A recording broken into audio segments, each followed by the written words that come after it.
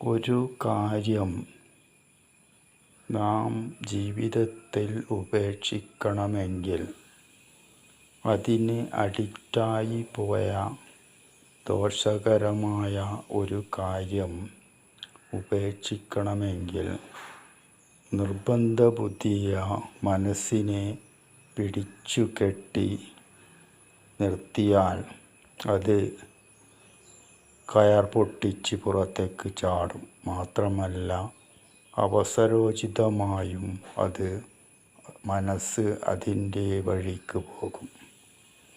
അതിന്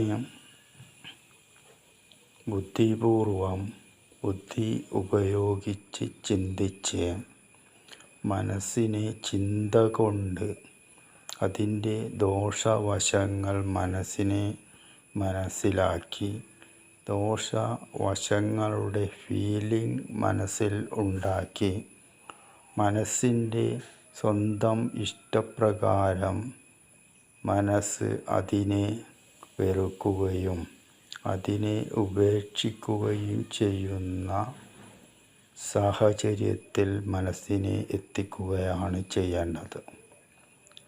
അതോടൊപ്പം തന്നെ ഏതു സന്ദർഭത്തിലും നിങ്ങൾ സ്വീകരിച്ച ജീവിതശൈലി മാറ്റി ചിന്തിക്കരുത്, മാറ്റാനും പാടില്ല.